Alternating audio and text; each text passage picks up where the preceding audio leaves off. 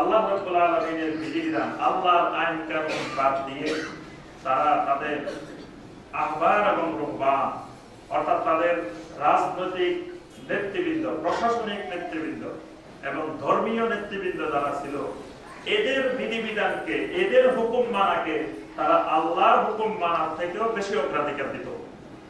এজন্য আল্লাহ পাক বলেন ইত্তাখাযু আহবারাহুম ওয়া রুহবানাহুম আরবাবাম মিন দুনিল্লাহ। এই ইহুদি এবং নাসারারা তাদের আহবার এবং রুহবানদেরকে, তাদের বিভিন্ন পর্যায়ের নেতৃবৃন্দকে আল্লাহকে বাদ দিয়ে রব হিসাবে গ্রহণ করে নিয়েছে। ওয়াল মাসীহ ইবনে মারইয়াম, মাসীহ ইবনে মারইয়ামকেও তারা রব বানিয়ে নিয়েছে। ওয়া মা উমিরু ইল্লা লিয়াবুদু ইলাহান ওয়াহিদা। অথচ তাদেরকে শুধু আমি আল্লাহর এককভাবে তাওহীদের ভিত্তিতে ইবাদত করার জন্য নির্দেশ দেওয়া হয়েছিল। লা ইলাহা ইল্লা হুয়া, কারণ আমি আল্লাহ ছাড়া কোনো সত্যিকারের মাবুদ নাই। সুবহানাহু আম্মা ইউশরিকুন। আর আল্লাহ রাব্বুল আলামিন সকল প্রকার মুশরিকদের শিরক থেকে আল্লাহ মুক্ত, পবিত্র। সুবহানাল্লাহ। অর্থাৎ আল্লাহ পাক এখানে বোঝাতে চাচ্ছেন যে তারা ইবাদত করবে, হুকুম মেনে চলবে, শরীয়ত মেনে চলবে, দ্বীন মেনে চলবে একমাত্র আল্লাহ। কিন্তু ইহুদি এবং নাসারারা আল্লাহর হুকুম, আল্লাহর বিধিবিধান না মেনে তারা তাদের প্রশাসনিক নেতৃবৃন্দ এবং ধর্মীয় নেতৃবৃন্দ তারা যা বলছে সেটাকেই তারা মেনে নিছে, আল্লাহর হুকুমকে তারা অগ্রাধিকার দেয় নাই। এজন্য আদি ইবনে হাতেম রাদিয়াল্লাহু তাআলা আনহু নবী সাল্লাল্লাহু আলাইহি ওয়াসাল্লামকে জিজ্ঞাসা করেছিলেন যে ইয়া রাসূলুল্লাহ সাল্লাল্লাহু আলাইহি ওয়াসাল্লাম, আমরা তো এই আহবার এবং রুহবানদেরকে আমরা রব বানাইনি, তাদেরকে তো আমরা রব হিসাবে ঘোষণা দিই নাই, কিন্তু আল্লাহ পাক কেন কোরআনে কারিমে বলছেন যে তাদেরকে আমরা রব বানিয়ে নিয়েছি? নবী সাল্লাল্লাহু আলাইহি ওয়াসাল্লাম বললেন যে তোমাদের আহবার এবং রুহবানেরা তোমাদেরকে যেটা বলতো তোমরা কি সেটা মানতা না? তোমাদেরকে যেটা হালাল বলতো তোমরা সেটা হালাল মনে করতা, তোমাদেরকে যেটা হারাম বলতো সেটা তোমরা হারাম মনে করতা। কিন্তু তোমার আল্লাহ সেটাকে হালাল করেছেন কিনা, তোমার আল্লাহ সেটাকে হারাম করেছেন কিনা, এটা জানার জন্য, বোঝার জন্য, ওইটা মানার জন্য তোমরা কখনো চেষ্টা করো নাই। এই জন্যই আল্লাহ রাব্বুল আলামিন বলছেন যে তোমরা আল্লাহকে বাদ দিয়ে আহবার এবং রুহবানদেরকে তোমরা রব বানিয়ে নিয়েছো।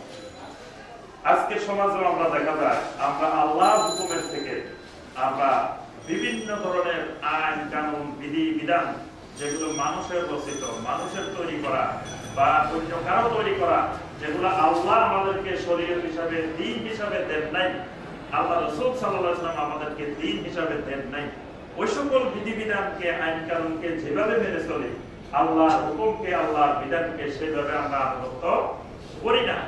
এটাকে আল্লাহ পাক বলছেন যে এটাই আল্লাহর কাছে আল্লাহর সমকক্ষ রব বানানো অন্যদেরকে। আরেকটি বিষয় আল্লাহ রাসূল সাল্লাল্লাহু আলাইহি ওয়াসাল্লাম স্পষ্ট করেছেন যে দুনিয়াতে আল্লাহ পাক কাউকে ভালোবাসুক আর না বাসুক, মহব্বত করুক আর না করুক, দুনিয়ার সামগ্রী আল্লাহ সবাইকে দেন, কিন্তু আল্লাহ পাক দ্বীন শুধুমাত্র তাদেরকে দেন যাদেরকে আল্লাহ পাক মহব্বত করেন। অর্থাৎ দ্বীনের উপরে চলা, দ্বীন পাওয়া, হেদায়েত পাওয়া, এটা আল্লাহর মহব্বতের বহিঃপ্রকাশ। অর্থাৎ যে ব্যক্তি যত বেশি আল্লাহর দ্বীনের উপরে চলেন, বুঝতে হবে আল্লাহ রাব্বুল আলামিন তাকে তত বেশি মহব্বত করেন। সুবহানাল্লাহ। আল্লাহ রাসূল সাল্লাল্লাহু আলাইহি ওয়াসাল্লাম বলেন, ইন্নাল্লাহা ইউতিদ দুনিয়া মান ইউহিব্বু ওয়া মান লা ইউহিব্বু। আল্লাহ পাক দুনিয়া যাদেরকে মহব্বত করেন তাদেরকেও দেন, আবার যাদেরকে মহব্বত করেন না, আল্লাহ পাক পছন্দ করেন তাদেরকেও দেন। ওয়ালা ইউতিদ দীন ইল্লা মান ইউহিব্বু। কিন্তু দ্বীন শুধুমাত্র তাদেরকেই দেন যাদেরকে একমাত্র আল্লাহ পাক মহব্বত করেন। সুবহানাল্লাহ। যাদেরকে আল্লাহ শুধুমাত্র মহব্বত করেন তাদেরকে আল্লাহ দ্বীন দান করেন, দ্বীনের উপরে চলার তৌফিক দেন। আর যাদেরকে মহব্বত করেন আর না করেন, দুনিয়া কিন্তু সবাইকে দেন। তাহলে দুনিয়া পাওয়া এটা আল্লাহর মহব্বতের বহিঃপ্রকাশ নয়। আমরা দুনিয়াতে আল্লাহর নিয়ামত মনে করি কি জিনিসকে? ধন সম্পদকে আল্লাহর নিয়ামত মনে করি, যে ধন সম্পদ পাওয়া মনে করি যে এটা আল্লাহর একটা বিরাট নিয়ামত। তারপরে আমরা কোন ক্ষমতা পাওয়া, এটাকেও মনে করি আমরা আল্লাহর একটা বিরাট নিয়ামত মনে করি না? মনে করি যে আল্লাহ আমাকে ভালোবাসেন, এই জন্য আল্লাহ আমাকে চেয়ারম্যান হওয়ার, মেম্বার হওয়ার তৌফিক দিয়েছেন। এরকম অনেককে আমরা মাঝে মধ্যে প্রবেশ করি যে আল্লাহ আমাকে ভালোবাসেন বলেই আল্লাহ আমাকে চেয়ারম্যান হওয়ার তৌফিক দিয়েছে, মেম্বার হওয়ার তৌফিক দিয়েছে, আল্লাহর মহব্বত। তাহলে বোঝা যায় যে এটা আল্লাহর নিয়ামত মনে করা হচ্ছে। ক্ষমতা পাওয়া, প্রশাসনিক পাওয়া, এটা আল্লাহর নিয়ামত মনে করা হচ্ছে। ধন সম্পদ পাওয়া, যিনি যত বেশি টাকা পয়সা পান উনি মনে করেন যে আল্লাহ আমাকে ভালোবাসেন বলে আল্লাহ খালি আমাকে দিতেছেন। এগুলো যদি নিয়ামতের বিষয় হইতো, আল্লাহ পাক সূরা আল ফাতিহার মধ্যে আল্লাহ পাক বলেন সিরাতাল লাযিনা আন'আমতা আলাইহিম, আমাদেরকে ওই রাস্তাটা দেন যে রাস্তার মানুষেরা আপনার নিয়ামত পাইছেন। আন'আমতা আলাইহিম, নিয়ামত প্রাপ্ত মানুষ। আচ্ছা, তো নিয়ামত প্রাপ্ত মানুষ যদি এরা হইতো, তাহলে সিরাতাল মুস্তাকিমের রাস্তা হলো কোনটা? ধনী লোকদের রাস্তা, টাকা পয়সা বেশি তাদের রাস্তা, অথবা যারা ক্ষমতা বেশি ক্ষমতার মালিক তাদের রাস্তাটা নিয়ামতের রাস্তা। কি এরকম হওয়ার কথা না? কিন্তু আল্লাহ পাক কি ব্যাখ্যা দিবেন?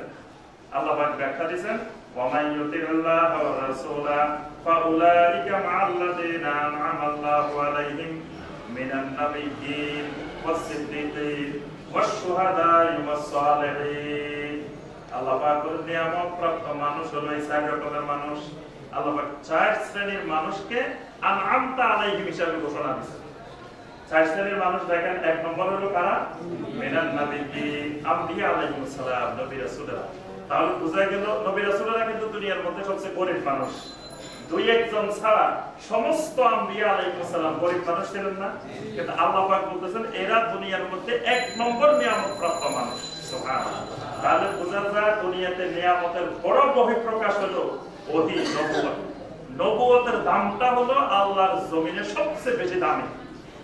আল্লাহ পাক যেহেতু তাদেরকে নবুয়ত দিয়েছেন, নবী বানিয়েছেন, এইজন্য তারা আল্লাহর এই জমিনে সবচেয়ে বড় নিয়ামতটা পাইছে, যেটা অন্য মানুষের পক্ষে পাওয়া সম্ভব না। তাহলে বোঝা যায় দুনিয়ার মধ্যে আল্লাহর এক নম্বর নিয়ামত নবুয়ত, ওহী। দুই নম্বর নিয়ামত হলো ওয়াস-সিদ্দীকিন, আন'আমতা আলাইহিমের দ্বিতীয় পর্যায়ে লোক হলো সিদ্দীকীনরা, যারা সত্যবাদী, যারা কথায় সত্যবাদী, কাজে সত্যবাদী, আমলে সত্যবাদী, এরকম সিদ্দীকীন। তাহলে এই সিদ্দীকীনদের মূল্যবান জিনিস কোনটা? সিদক, সত্যবাদিতা। এটা আল্লাহর জমিনে সবচেয়ে বড় নিয়ামতের জিনিস। ওয়া শুহাদা, তিন নম্বর আন'আমতা আলাইহিম হলো কারা? শুহাদা। শুহাদা কারা? শুহাদা জীবন্ত মানুষও শহীদ হতে পারে, আবার মৃত মানুষও শহীদ হতে পারে। শহীদ দুই রকমের। এক ধরনের হলো যারা তার নিজের জীবনের সবচেয়ে মূল্যবান জিনিস, জীবনটাকে আল্লাহর মহব্বতে, আল্লাহর ভালোবাসায় বিলিয়ে দেয়, এরও শুহাদা। আরেকটা শুহাদা হলো যারা জীবন্ত মানুষ কিন্তু আল্লাহর হুকুম পালনে হাজারো বাধা বিপত্তির পরেও আল্লাহর হুকুম নিয়ে জমিনে দাঁড়ায় থাকে। মানে সে দুনিয়ার সবাই যেদিকে যাবে যাক, সে কিন্তু নড়ে চড়ে না, সে আল্লাহর জমিনে আল্লাহর সাক্ষী। এদেরকে বলা শুহাদাউল্লাহ। এরা আল্লাহর সাক্ষী, মানে আল্লাহর হুকুম, আল্লাহর বিধান নিয়ে সে একজন হলে একজন। অনেক নবী পৃথিবীতে একজন, শুধু একজন মুমিন সত্যের সাক্ষ্য নিয়ে আল্লাহর জমিনে দাঁড়িয়েছিলেন, তারাও শুহাদা, এরা সাক্ষ্যদাতা। তাহলে বোঝা যায় আল্লাহর নিয়ামত বলতে শুহাদা। আরেকটি আল্লাহর নিয়ামত আল্লাহ বলেছেন ওয়াস-সালিহিন, সালেহীন বান্দারাও নিয়ামত প্রাপ্ত। আচ্ছা, সালেহীন যারা, তাদের সম্পদটা কি? তাদের মূল্যবান নিয়ামতটা কি? আমলে সালেহ, নেক আমল করে। ওই নেক আমলটা আল্লাহর জমিনে সবচেয়ে বড় নিয়ামত। তাহলে এই যে চার প্রকারের নিয়ামতের কথা আল্লাহ বলছেন, এখানে আল্লাহ ওয়াল আগনিয়া বলছেন যে যারা ধনী তারা নিয়ামত প্রাপ্ত, এটা আল্লাহ বলছেন। তারপরে যারা ক্ষমতা প্রাপ্ত, ওয়াল উমারা, যারা তোমাদের আমির, শাসক, নেতা, তারাও নিয়ামত প্রাপ্ত, এই কথা আল্লাহ বলছেন। তাহলে বোঝা যায় সেগুলো আল্লাহর নিয়ামত না। কারণ এগুলো যদি আল্লাহর নিয়ামত হতো তাহলে ফেরাউনকে আল্লাহ পাক দিতেন না। ফেরাউন বিশাল ক্ষমতার পাওয়ারের মালিক হয়েছে না, নমরুদ বিশাল পাওয়ারের ক্ষমতার মালিক হয়েছে না। এগুলো যদি আল্লাহর নিয়ামত হতো জমিনে, আল্লাহ পাক ফেরাউন নমরুদদেরকে আল্লাহ দিতেন না, আবু জেহেলকে আল্লাহ দিতেন না, আবু লাহাবকে আল্লাহ রাব্বুল আলামিন দিতেন না। তাহলে বোঝা যায় সেগুলো আল্লাহর নিয়ামত নয়। আবার টাকা পয়সা যদি আল্লাহর নিয়ামত হতো, কারুনকে আল্লাহ পাক এত ধন সম্পদ দিতেন না, কারণ বিশাল সম্পদের মালিক ছিলেন। তাহলে যদি আল্লাহর নিয়ামত হতো, আল্লাহ এত বড় কাফেরকে এই বিশাল ধন সম্পদের মালিক বানাইতেন না। আদ জাতিকে আল্লাহ এত সম্পদ দিতেন না, সামুদ জাতিকে আল্লাহ পাক এত সম্পদ দিতেন না, শুআয়ব আলাইহিস সালামের কওমকে এত সম্পদ দিতেন না, লূত আলাইহিস সালামের কওমকে আল্লাহ পাক এত সম্পদ দিতেন না। তাহলে আমরা যেগুলোকে আল্লাহর নিয়ামত মনে করতেছি এগুলো আসলে আল্লাহর নিয়ামত নয়। এজন্যই আল্লাহ রাসূল সাল্লাল্লাহু আলাইহি ওয়াসাল্লাম স্পষ্ট করে দিয়েছেন, ইন্নাল্লাহা ইউতিদ দুনিয়া লা ইউহিব্বু ওয়া মান লা ইউহিব্বু। আমার উম্মতরা শুনে রাখো, আল্লাহ পাক যাদেরকে মহব্বত করেন আর যাদেরকে মহব্বত করেন না সবাইকে আল্লাহ দুনিয়া দান করেন। দুনিয়া আল্লাহ সবাইকে, আল্লাহর দেওয়া অক্সিজেন, কার্বন ডাই অক্সাইড, যত রকমের আল্লাহর নিয়ামত আছে পৃথিবীতে মানুষ বেঁচে থাকার জন্য, এগুলা আল্লাহ মুমিনকেও দিতেছেন, কাফেরকেও দিতেছেন, সবাইকে আল্লাহ দিচ্ছেন। কিন্তু ওয়ালা ইউতিদ্দিন ইল্লা মান ইউহিব্বু, আল্লাহ পাক শুধু যাদেরকে মহব্বত করেন তাদেরকে আল্লাহ পাক দ্বীন দান করেন। দ্বীন শুধু মহব্বতের লোকেরা পাবে, অন্য কেউ পাবে না। এক সাহাবী সূরা আল ইখলাসকে মহব্বত করত। আমরা এই হাদিস অনেক আলোচনা করছি। এই হাদিসটি বুখারী এবং মুসলিমের মধ্যে আসছে। আয়েশা রাদিয়াল্লাহু তাআলা বর্ণনা করেছেন যে একবার নবী সাল্লাল্লাহু আলাইহি ওয়াসাল্লাম একদল সাহাবীকে এক জায়গায় পাঠাইলেন, সেখানে একজনকে নবী সাল্লাল্লাহু আলাইহি ওয়াসাল্লাম ইমাম বানিয়ে দিলেন। ওই ইমাম সাহেব যখন সালাত আদায় করতেন তখন প্রত্যেক রাকাতে তিনি প্রথমে সূরা আল ফাতিহার পর একটা সূরা কেরাত পড়তেন। পড়ার শেষে লাস্টে এসে কুল হুয়াল্লাহু আহাদ আল্লাহুস সামাদ লাম ইয়ালিদ ওয়া লাম ইউলাদ ওয়া লাম ইয়াকুল লাহু কুফুয়ান আহাদ, এটা প্রত্যেক রাকাতে উনি তেলাওয়াত করতেন।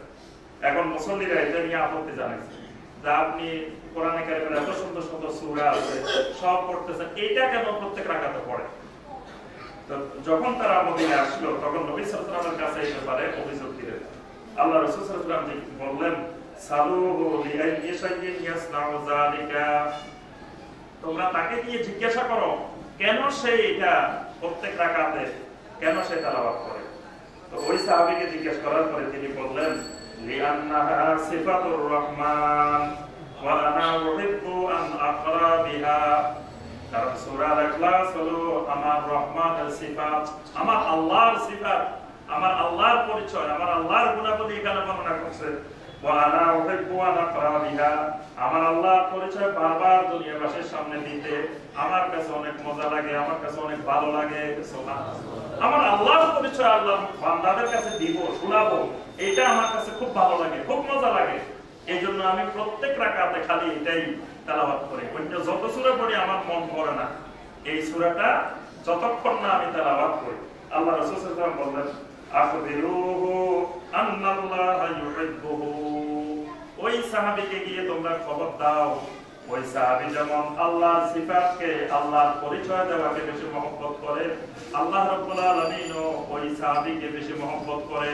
সুবহানাল্লাহ, আল্লাহর তাওহীদকে, আল্লাহর পরিচয়কে যেহেতু সে এত মহব্বত করে, আল্লাহও তাকে মহব্বত করে। সুবহানাল্লাহ, তাহলে এখান থেকে আমরা বুঝলাম যে আল্লাহর জমিনে আল্লাহর পরিচয় দিতে থাকা, আল্লাহর তাওহীদের ঘোষণা দিতে থাকা, আল্লাহর দ্বীনের দাওয়াত দিতে থাকা, মানুষের কাছে আল্লাহর দ্বীনের প্রচার প্রসার এগুলো করতে থাকা আল্লাহ রাব্বুল আলামিনের কাছে সবচেয়ে বেশি পছন্দের।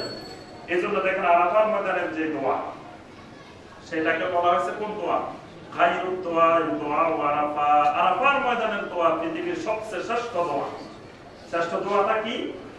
লা ইলাহা ইল্লাল্লাহু ওয়াহদাহু লা শারীকা লাহু লাহুল মুলকু ওয়া লাহুল হামদু ওয়া হুয়া আলা কুল্লি শাইইন কাদির।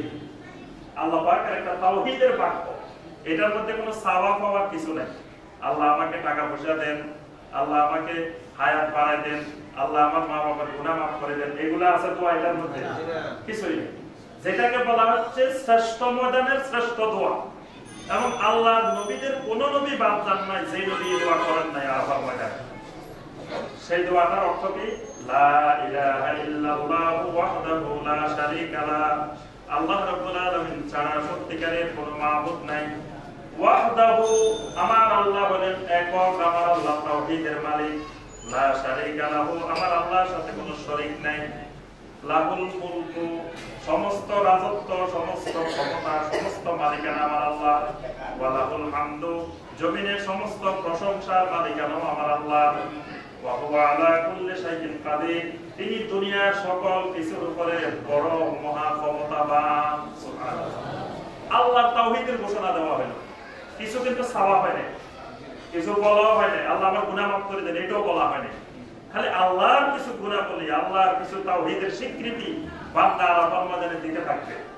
এই আল্লাহর পরিচয়টা দেওয়া, আল্লাহর তাওহীদের ঘোষণাটা দেওয়া, এটা আল্লাহ পাক এত পছন্দ করেন।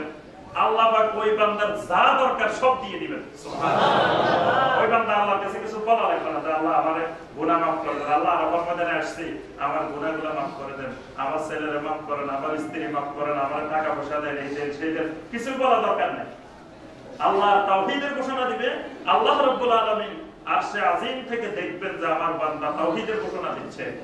আল্লাহ তাওহীদের ঘোষণাকে আল্লাহ এত বেশি মহব্বত করেন, যেই বান্দা তাওহীদ নিয়ে কাজ করবে তার সকল কিছু যা দরকার আল্লাহ পাক তাকে তাই দিবেন। সুবহানাল্লাহ। তাহলে আমরা বুঝলাম যে আল্লাহর মহব্বতের গুরুত্ব।